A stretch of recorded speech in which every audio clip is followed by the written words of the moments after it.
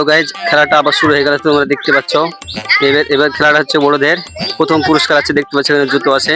দেখা যাক এই গেমটা আবার কে জিততে পারে। তো দেখতে পাচ্ছ আমাদের খেলাটা এখনই শুরু হতে যাচ্ছে। 1 2 3 গো। সামনে সামনে একটা ফাটি বেরিয়েছে, হাত চলে এসেছে। দেখা যাক রিয়াদ ফাটি বেরিয়েছে, দেখো।